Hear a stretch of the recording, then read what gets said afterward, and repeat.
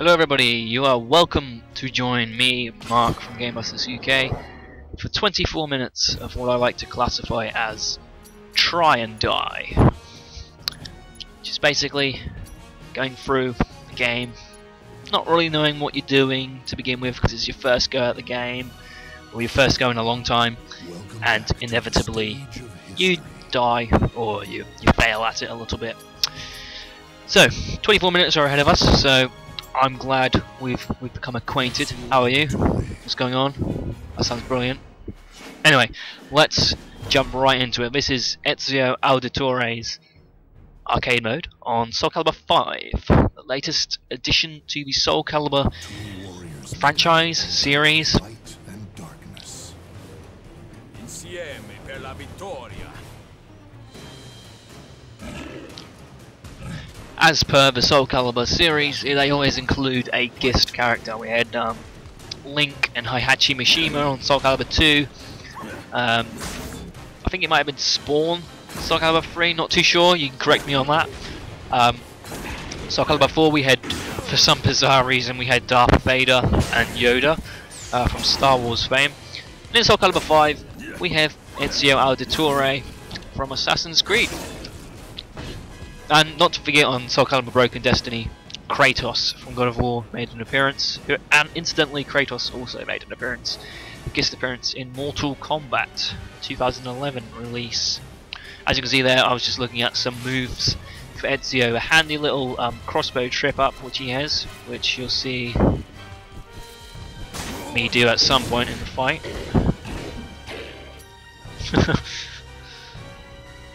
I don't understand why there it is, but I don't understand why Street Fighter 4 is notorious for this as well, and Soul Calibur does it as well. It's something that annoys me about move lists. Why not simply put the combos, the button presses, put them in. See, you can see there, B-A, you know, B-A-K. Okay, they mean attack, block, guard or something. K for kick. Why not simply have the buttons which you need to press? Why do I have to decipher what the combo is? That is always something that has irked me in fighting games. And fortunately Soul Calibur is pretty easy to learn. What, you know, you sort of have your collection of favourite moves and you sort of remember how to pull them off by some sort of happenstance. But in a game like Street Fighter 4, it just annoys me because I can't ever figure out what the hell the combos are. It's like I'm having to decipher through hieroglyphs. You know, Mortal Kombat is a fantastic example of how it's done simply and fantastically. You know, it has the square, triangle, circle, X buttons and the directional on the D-pad, and it'll tell you what you have to press. None of this BAKG nonsense. Anyway, as you can see here, I'm taking my time getting the grips with the controls and Ezio's style of play, and getting myself kicked out of the ring in the process. One thing I have learnt about Soul Calibur 5 is a recurring theme in Soul Calibur games. It wasn't so much in Soul Calibur 4, but folks, the dirty, cheating, rotten AI is back with a vengeance. The AI in this game is such a cheating bastard. Such a cheating bastard. Especially on the... well, you'll see it for yourself. I mean, I had to edit some... I got the final battle against Nightmare in the arcade mode run. He killed me so many times, and he was so bloody cheap. The AI is back with a vengeance. It's dirtier, it's cheaper than ever. And the online opposition isn't much better, let me tell you that. A lot of people spamming the older Siegfried and Nightmare online on this game, but it is enjoyable online. I must say that, I thoroughly enjoy it online. Maxi. Another thing I'd like to point out about Soul Calibur 5, because I don't know, I probably will not release or do any more videos other than videos that people request, arcade runs that people request. I don't have any other plans for Soul Calibur 5. But I will point this out now, is that in Soul Calibur 5, a lot has transpired. A lot of characters have been taken out of the game. Much to my disappointment, actually. Much to my disappointment. I'll just name a few characters that have actually gone from the game. Taki is gone, the ninja assassiness. She's gone. Sophitia is gone. Cassandra is gone. Setsuka is gone. Zazalamel is gone. Who else? Who else is? But Young Sung is gone. Yes, Young Sung, the guy with the sword. He's gone. Talim is gone. Oh, there is. That's all I can remember off the top of my head. But as you can see, that's quite a hefty, list. Oh, yes, there are new characters. I'd say Taki is gone and Sophitia is gone, but they have been replaced by. Taki has been replaced by apparently her her pupil called Natsu, which is more or less the same as Taki's fighting style with a few differences. And Sophitia has been replaced by her daughter Hyra, who is more or less the same but with some minute differences. Now, I'm a fan of this. I'm a fan of the Soul Calibur series, and I don't like it when characters disappear from the game. I don't like it. It always annoys me when characters that I like aren't in the game. Even characters that I don't like that aren't in the game. If they were really bad characters, if they just really didn't add anything to the game, then fine, you can leave them out. But oh, Amy's gone as well. Raphael's love, Amy, she's gone as well. But yeah, I don't mind it if you take out characters that don't really add anything to the game, but a lot of the characters that they've taken out have been staple characters. I mean, Taki, she has been a staple character in the Soul Calibur series for as long as I can remember. Test your might at the festival. And now she's gone. Ancient hero. Don't know if she'll come back. Maybe as DLC. That's always an option. You never know. But oh, seeing that girl has reminded me that Zhang. I don't know how you say her name. Zhang Zhua.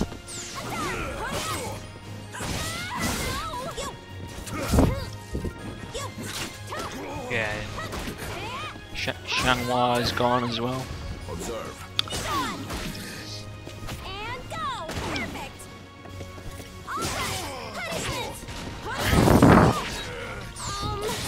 So yeah, a lot of characters are gone. Yoshimitsu has kind of gone, but he hasn't. There's a character called Yoshimitsu, but it's apparently Yoshimitsu the second. If that makes any sense at all. He's the second Yoshimitsu, apparently. Whatever happened to the last one, I don't know. I did also think Kilik had been taken out of the game, but actually Kilik is in the game, but it's not the Kilik we know. Kilik's whole sort of staff fighting style has been taken over by a character called Ziba, an extremely spammable character who I just do not like at all. And Kilik has become a charade type character, where he basically each round he impersonates a different character. So they've literally ruined Kilik. Anyone that used to like Kilik, they've literally ruined him. Anyway, back to Ezio. He's kind of like, he is a good character, but his moves are very close range orientated, and that can be difficult when you're against, especially online opposition that just like to try and end the match as quickly as they can. And it can be difficult against the sort of Zweihander characters like Siegfried and Nightmare. But he is a good character. Yeah, he's got a lot of good moves. It's quite quick.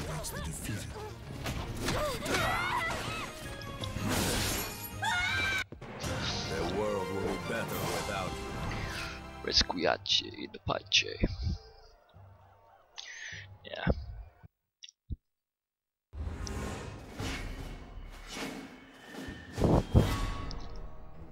Wonder what would have happened if they had put Altair Ugly instead of scars Ezio in the game.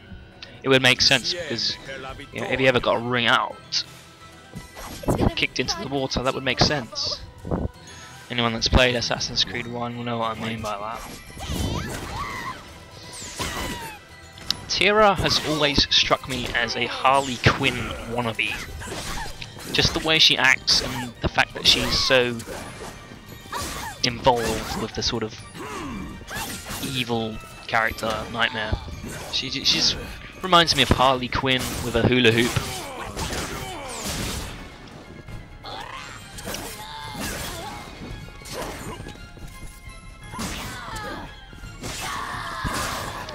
There we go. Gave her what for? Another thing about this game is the character creation mode, which is actually very, very rich, very good, and very. It is very rich in the sense that there is a lot. There is not. It's not endless possibilities, but you can do a whole lot more with the character creation than you could in Soul Calibur 4. The way I look at it is, it was introduced in Soul Calibur 4, but in Soul Calibur 5 it has been refined tenfold. So if you want to create your own characters, and you know you're into that customization, then Soul Calibur 5 offers that. It does offer that in abundance.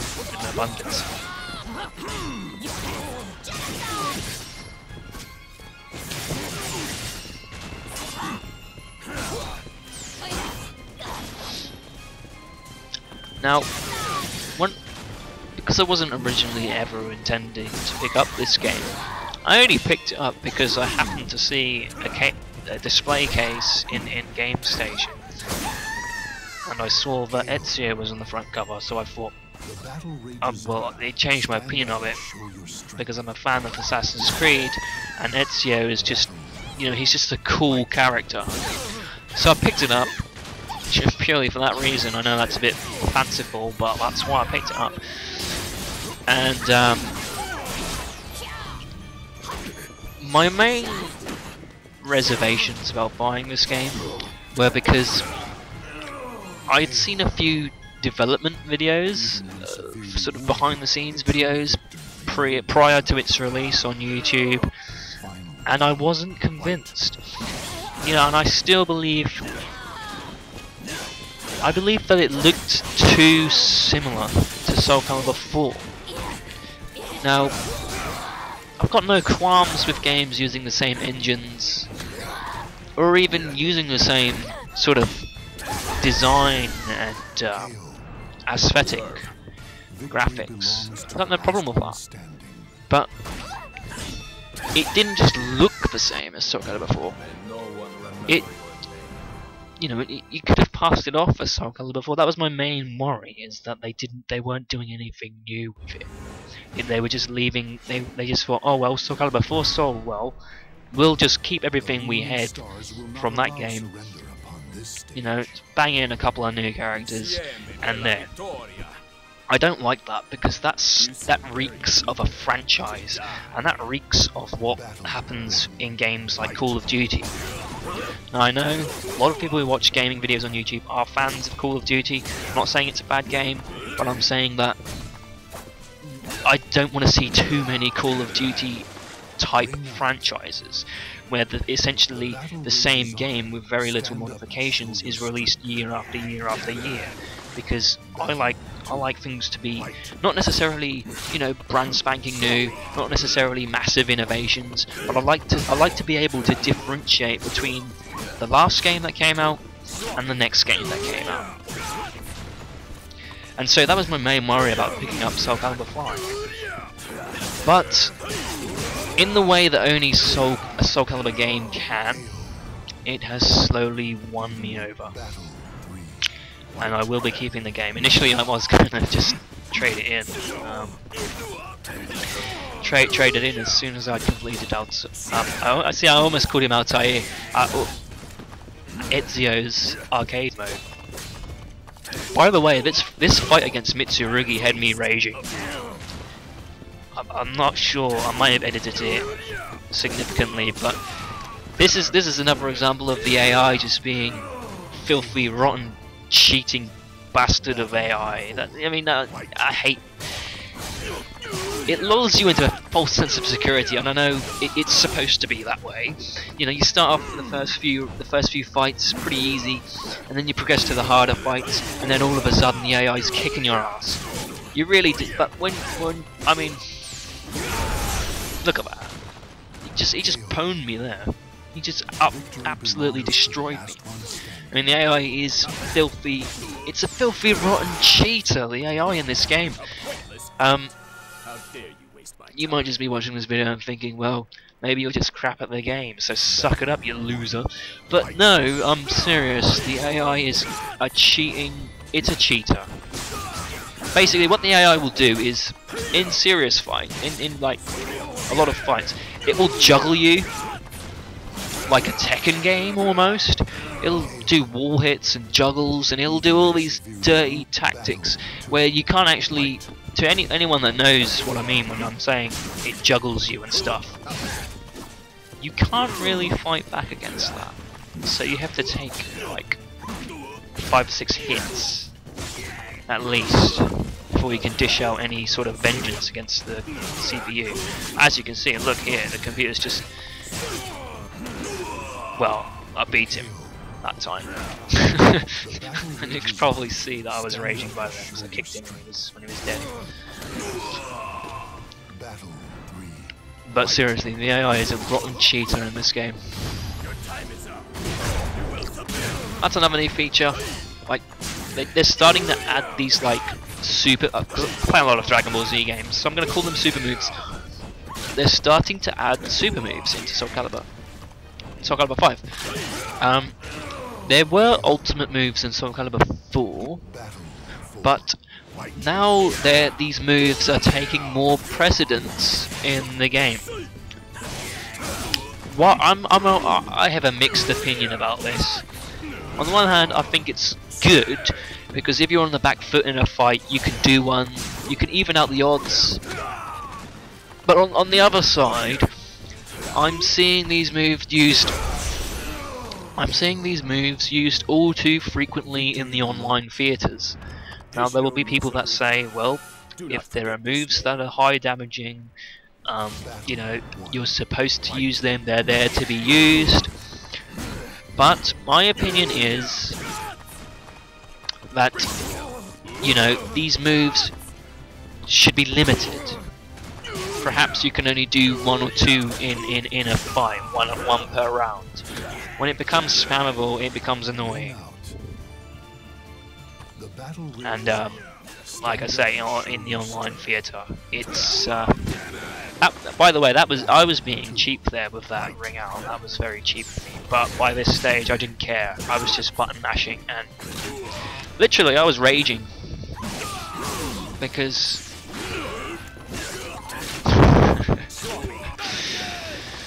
Oh dear, that was very cheap of me as well. Well, that's what the computer does. The computer is such a filthy, cheating bastard. You have to sort of become a cheating bastard yourself to win. You have to think like the enemy to win. So you have to play dirty.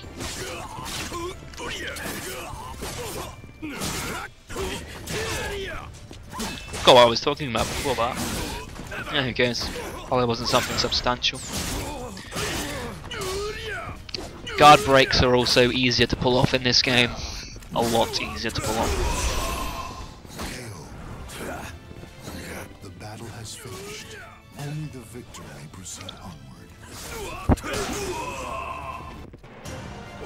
Vittoria agli assassini.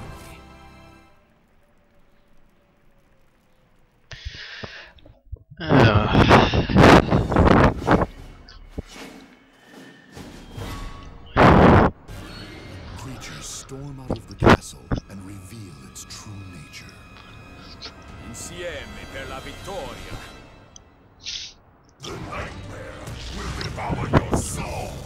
Battle 1. Yeah, this fight was very cheap.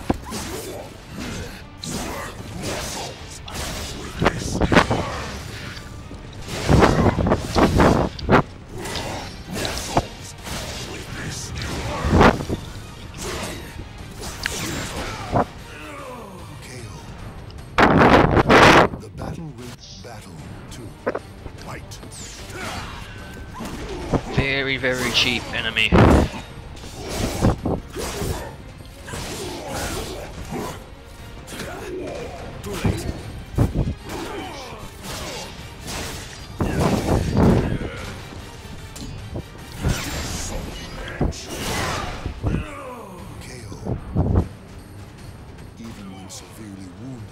True victor never get battle 3. Fight.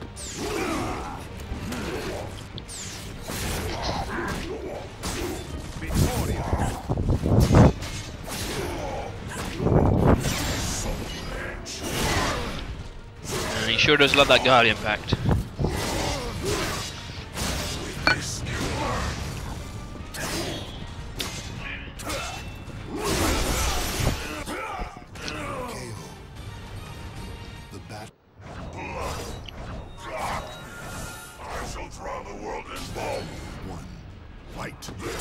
So anyway, after a few other unsuccessful attempts, we do actually manage to beat him.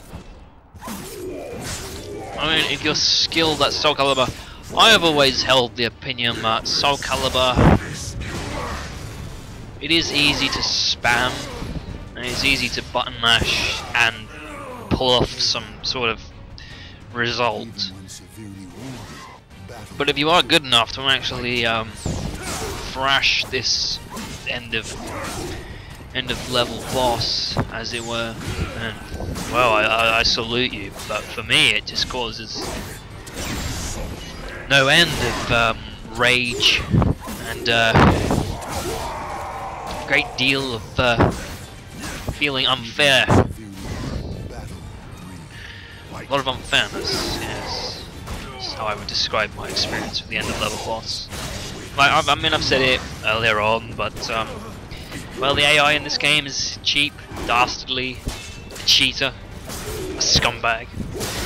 But that's to be expected. I mean, it's not as, I don't know, it's not as bad as Tekken though. I find that on Tekken 6, Jin Kazama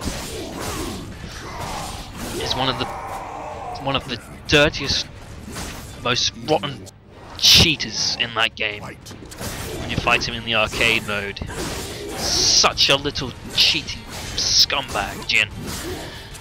And funny enough, Devil Jin, he's not in this game, but you can unlock his style. So you can create a custom character using Devil Jin's moveset from Tekken 6, which is a little bit unusual as to why they would give the moveset but not the character, but there we go anyway. So yeah, sadly though, even though the arcade mode is done, there is no little outro of the character, no little outro sequence, which is highly disappointing. But anyway, I hope you've enjoyed watching this video.